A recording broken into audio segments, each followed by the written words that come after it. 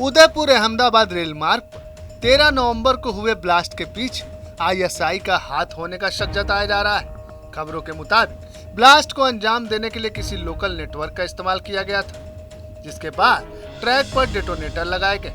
वहीं शुरुआती जांच के बाद बताया जा रहा है कि धमाके का मकसद ज्यादा से ज्यादा जान माल का नुकसान पहुंचाना था। हालांकि अब रेलवे ने एक बार फिर से ट्रैक पर रेलों का संचालन शुरू कर दिया है।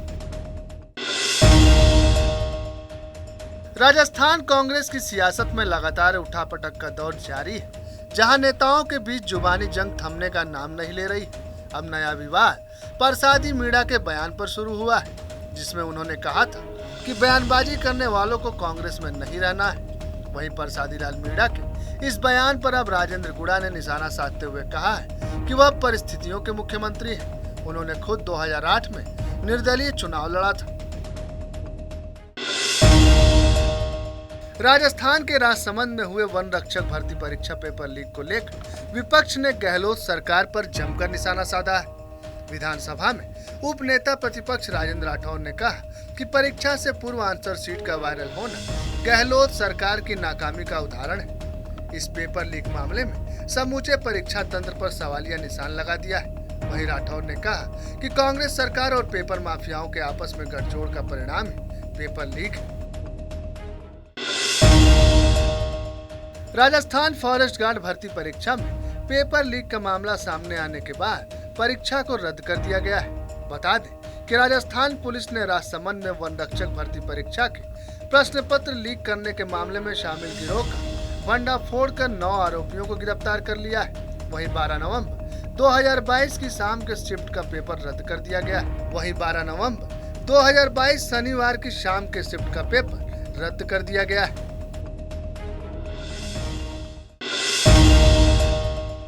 राजस्थान के सीएम अशोक गहलोत ने एक बार फिर बीजेपी और केंद्र सरकार पर जमकर निशाना साधा है। 14 नवंबर को जयपुर में यात्रा के बाद कार्यक्रम में गहलोत ने कहा कि केंद्र सरकार और बीजेपी ने पंडित नेहरू की छवि खराब की।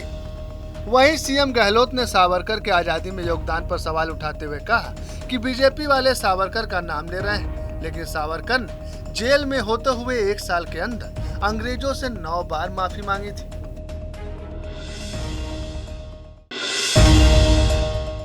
राजस्थान में राहुल गांधी की भारत जोड़ो यात्रा के प्रवेश होने से पहले विरोध के स्वर फूटने लगे हैं। अब कर्नल किरोड़ी सिंह बैंसला के बेटे और गुर्जर आरक्षण संघर्ष समिति के अध्यक्ष विजय सिंह बैंसला ने कांग्रेस पर हमला बोला है। विजय बैंसला ने कहा कि कांग्रेस जल्द से जल्द गुर्जर आरक्षण को लागू करे, नहीं तो भारत जोड़ो यात्रा के दौरान राजस्थान में मुश्किल होगी। वहीं बैंसला के इस बयान के बाद प्रदेश में सियासी हलचल तेज हो गई।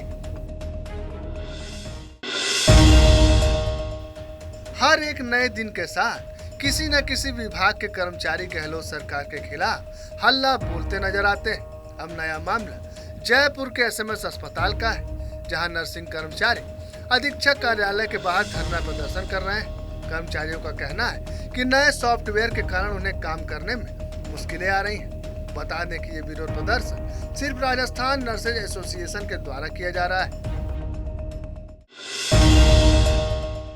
जयपुर में आज आंगनवाड़ी कर्मियों ने अपनी विभिन्न मांगों को लेकर एक दिवसीय सांकेतिक धरना प्रदर्शन किया। आंगनवाड़ी कर्मियों ने धरना देकर सरकार को चेताया कि उनकी मांगों को जल्द से जल्द पूरा किया जाए, नहीं तो दिसंबर 2022 में अनिश्चितकालीन धरना दिया जाएगा।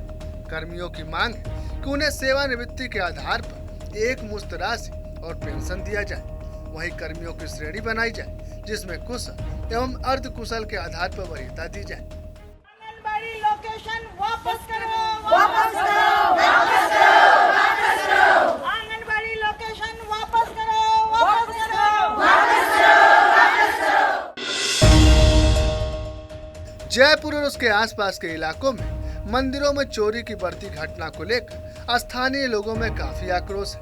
अब ताजा मामला सरोवर कॉलोनी का है, जहां के एक जैन मंदिर में घुसे चोरों ने दानपेटी से पैसा निकाल लिया। चोरों की जानकारी सबसे पहले मंदिर के सेवादार को पता चली, जिसने वहां के ट्रस्टी को इस वारदात से अवगत कराया। वहीं स्थानीय पुलिस ने इस मामले में एफआईआर दर्ज कर जांच शुरू कर दी।